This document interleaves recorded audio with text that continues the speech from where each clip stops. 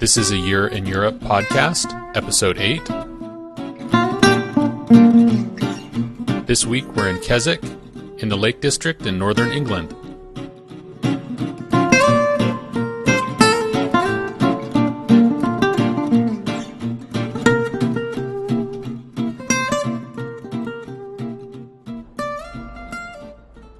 Hi there, this is Scott, and I'm here with Sheryl. Hi. And we're standing outside our B&B here in Keswick in the Lake District in northern England. And today we're going to take a hike out to check out some local stone circles here called Castle Rig.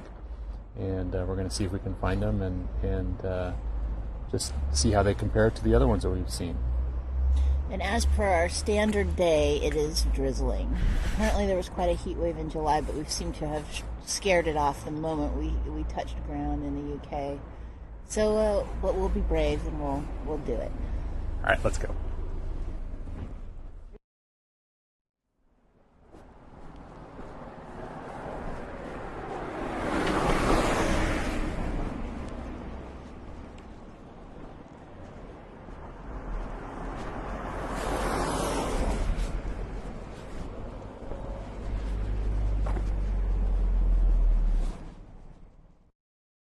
Just taken a little hike up from the town up to another stone circle called Castle Rig, and it was a nice little hike uphill, but not too bad, a couple of miles I think. And it was the uphill part that was getting a little and the rain and the as per our England luck with the weather here, it's been raining pretty much on and off all of August and now into September. So we really did miss the heat wave, unfortunately. Hard to know whether to be grateful or not. But so, as we were saying, Castle Rig is a stone circle that is 3,000 years old. It's they think it's 1,000 years older than Stonehenge, and there's something like I think 38 stones. And the keystones are in perfect alignment with the two highest peaks in the area, apparently. Not that we can really see the highest peaks because I believe they're clouded in. Yes, but it's situated on a beautiful hill in the middle of a sheep grazing area, and we're surrounded by sheep who are both eating and trying to hunker down from the occasional showers here. Supremely unbothered by everybody's presence. But we have a gorgeous 360 view of the valley and the hills, and it's just beautiful. It is beautiful. I wish, unfortunately, I think with a little less clouds and a little more sun, it would be even more spectacular. Yeah. But even so, it's very, again, atmospheric and beautiful just to be able to see so much from the top of this hill. And the other kind of neat thing about this stone circle at Castle Rig is the fact that we're actually standing just outside the circle. We've walked all in and out of the rocks earlier, so we can touch them, and there's no delineation. No barriers, So that is really neat.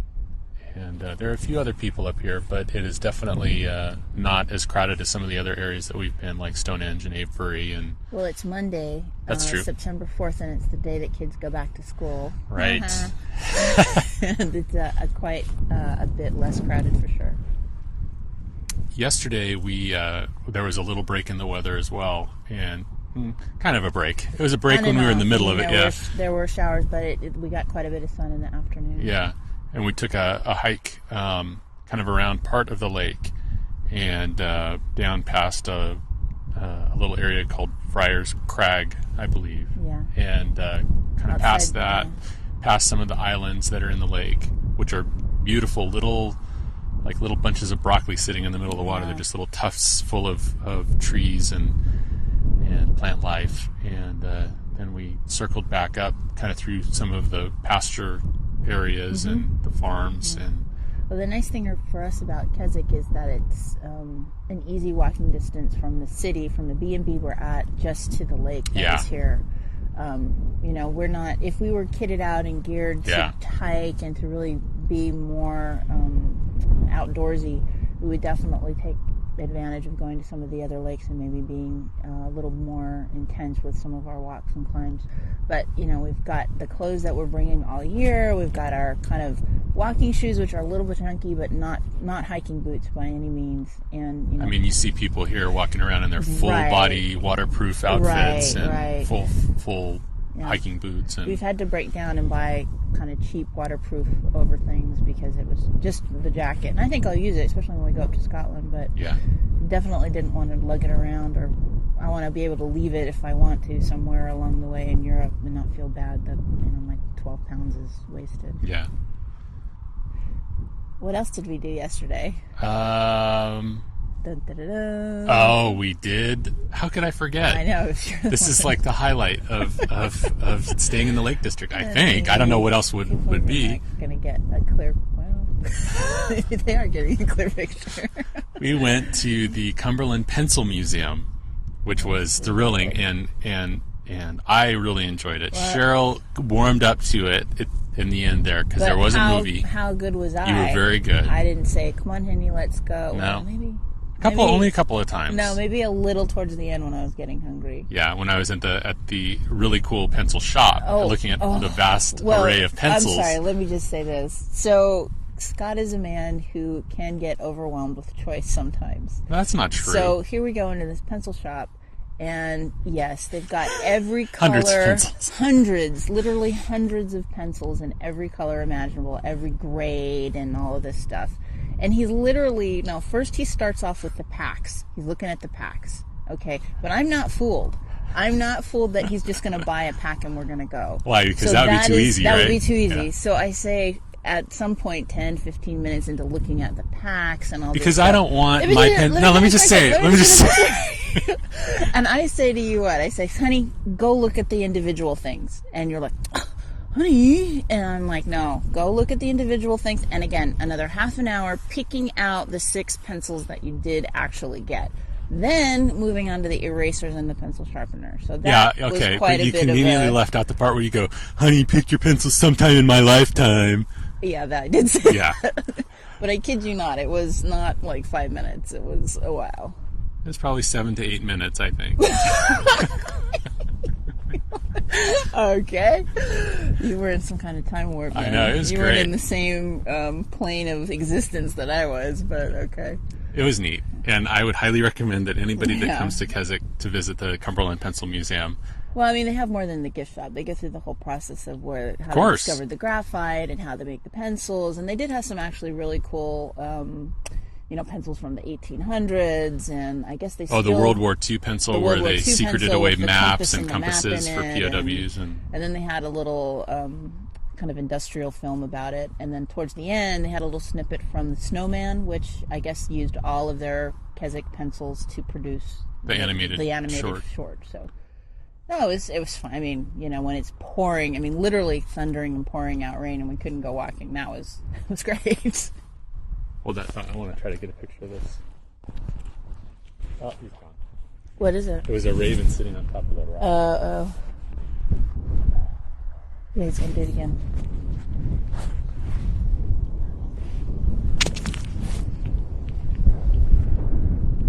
Oh, he left.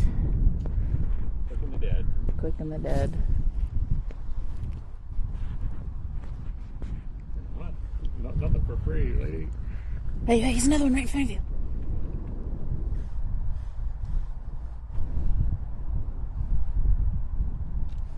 Oh, yeah, you're right there. Nice. Oh. That is a big bird.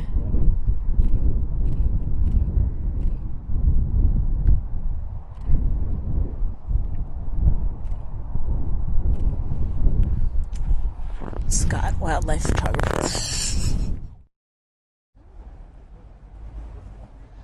So we made it back down from Castlerig Stone Circle, and we decided that we would take in a pub lunch, which we did, which was great, except for, well, it was good. It tasted good.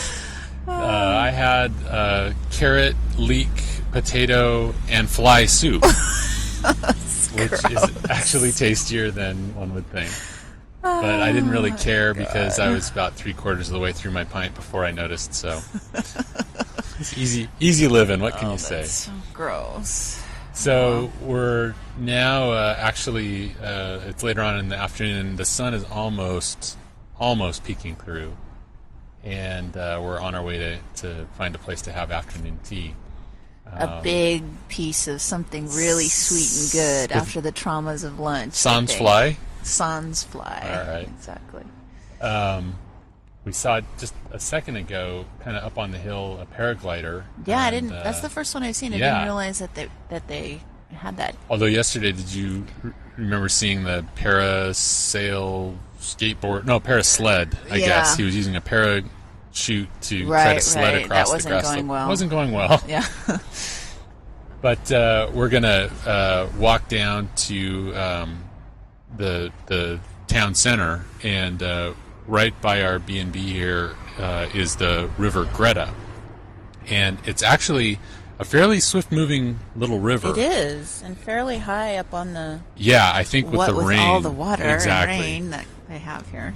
But we thought we'd maybe take a stroll by the riverside and then kind of up over into town and describe a little bit about what the town of Keswick looks like.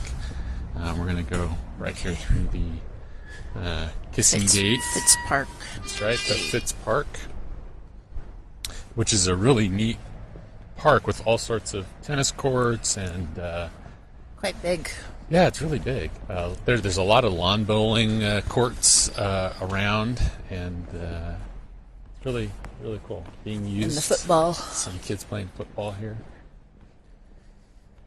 But you'll probably start to hear the river as we approach some little rapids here on the path. There's a neat looking, at least from the outside, youth hostel here. Yeah, we kind of actually saw an older couple go in and check in, so I bet they have couple rooms there or something maybe, which a lot of the hostels are trying to do now. Maybe when we're brave and on the continent, we'll check that out. I'd have to research it thoroughly. That's true. Yeah. It would have to be a hostel with a certain, if it meets a certain list of demands. I know. Well, it's funny as you move from B&B to B&B, what each one has as its strengths and weaknesses. Yeah, absolutely. I don't know. I think I'm getting spoiled in my crotchety old age. I don't know if I'd be able to. That's true, I guess. I mean, when we went, the London B&B was not great. Not great. It was pretty completely basic. Basic, yeah. But I was thrilled, you know. Yeah. I was still kind of high on initially being there. And pretty much at the end of the day, we were exhausted, and any bed was a good bed. Right, it didn't matter. But as we move along and our pace is slowed, the comforts of the room have become more. Yeah, well, and it's interesting too. The B&Bs that we find, they're all about the same price. I mean, we have a certain limit that we kind of try to meet, and so it's interesting that even within that price range, how the quality is different in certain B&Bs, and just kind of the level of service and the facility, the house and everything. And it's we've talked about it before, and I'm bringing it up again now because we're walking through the park, that there are just dogs everywhere. This nation loves their dogs. Yeah, they do. They're with them all the time. And it's really cool, too, because, like you say, it seems like the nation does love it because dogs are allowed on buses. Yeah. They're allowed in stores, shops, and things. Sometimes you'll see specifically signs to say, don't bring your pet. But yeah, but that's really rare. Yeah, but all in the square. Yeah. I mean, not just in parks and things, all in the square, up and down. And we were laughing because there's definitely there's several breeds that are more popular than others. There are dogs that work, the working dogs, or terriers are big, spaniels are really big. Probably that's like 90% of what I see is 3 types of dogs. And interestingly, like a lot of Italian greyhounds, like a lot, relatively then going to the others, just the pretty dogs, but big. Yeah. Carriage dogs or whatever. I forgot, what did we see last night walking around? It looked like a bear. Oh, and Newfoundland. That's right. Yeah, that's the first one I've seen. I mean, that was huge. But again, I mean, in the U.S., lots of pugs and lots of chihuahuas, which, again, we have. Lots of kind of more shishi-frou-frou-y dogs. Whereas here, even the shishi-frou-frou dogs are like terriers or, greyhounds or bigger dogs that tend to serve a purpose. And even though, like in the U.S., it seems, again, and maybe we're generalizing because this is just kind of what we see in California. From our sector of the country, right? But the big dogs are like golden retrievers or labs. Yeah, which I see, but not to the extent that I see in the U.S. Yeah. And I've only seen one German Shepherd. Yeah. Which is surprising. Someone here doing their yard work, trimming their hedge. Oh, and Man, the flowers love it. The weather, the wet. It amazes me. Gorgeous. I know. I mean, Just so bright and huge vibrant. Baskets of flowers everywhere. Everywhere. Yeah. People's houses and out in the public areas where the shops are. Yeah. Like on the high streets. Yeah. Little hill. Yeah, we've crested a little hill here, and we're kind of looking down now onto one of the main streets in Keswick. With the mountains in the background, that looks very cool. I think you described it pretty well. It's what I would imagine someplace in Colorado to look like, I think. Just, it's kind of got that hilly... On a lesser scale, for sure. Obviously, these aren't the Rockies or anything. But I think also the type and mentality of folks who come here. I mean, you walk around, this is a much different crowd than was walking around Bath. Absolutely. Bath, or even the Cotswolds. Yeah, even the Cotswolds, yeah. Bath, you had people who were done up or, a little plush looking, or hordes of tourists, bus and that type of thing. Here you mostly have English trekkers. Yeah. Much less Europeans than I'd seen in almost any other place that we've been. Yep. Much more locals. Yep. And all looking out like they're in an REI ad. Absolutely. Or Cotswolds World ad. That's right. Whatever, which is the major sporting goods store here. Yeah, and that was another thing that we noticed was what? 90% of the shops here are outdoor sporting life stores. Yeah. With a range from everything from high-techy Gore-Tex, this and that, to just, a corner shop guy with some surplus waterproof jackets and things. So camping gear, backpacks, yeah. Tons of outdoor shoe shops. Yeah. Well, it was funny, before we actually came to Keswick, we did do an overnight in Penrith, which is where the railway station drops you off before you kind of come into the Lake District. And the B&B was surprisingly wonderful. Scott will put a little link on the site. Yeah, absolutely. Surprising just because we did it at the last minute and didn't know what we were getting into. But we had said, they looked at our clothes and said, oh, you have your waterproofs. And we're looking at our jacket. And, we have these are waterproof. Yeah. And they kind of looked at us and smiled and turned their heads a little bit and was like, no, you're going to need the whole thing, which is the pants and the jacket and everything. So it's just not what we're geared up to do there right now. We're down on the high street here in Keswick, and for a Monday, pretty busy. Supposedly the Monday that the little kids start to go back to school, at least, it's pretty packed. I mean, it's well, busy. They're out now. It's 4, so. But looking up the street, there's, just right here on this corner, there's 1, 2, 3, 4, 5, 6 sporting goods stores. Yeah. Let's catch the light. And we're crossing over into the main square here. And the thing that dominates the square is this building that has a clock tower in it. Moot Hall. Moot Hall? Uh-huh. I saw it earlier. Inside that building, on the bottom floor, on the ground floor, is the TI and the Tourist Information Office, and it is a very, very nice TI. And if you ever come to Keswick and you're looking for what to do and where to go, you've got to hit the TI there. It's great. We actually bought a couple of walk guides, which kind of led us on the walks that we took here. So it's a great place to stop in. There's a couple of great bakeries here, some tea rooms, lots of pubs. Let's go find one. All right, we'll do it. Well, that's it for now. Our next stop is Glasgow, Scotland. So the next time we talk to you, we will be in Scotland. For now, this is Scott. And this is Sheryl. And we'll talk to you later. Bye.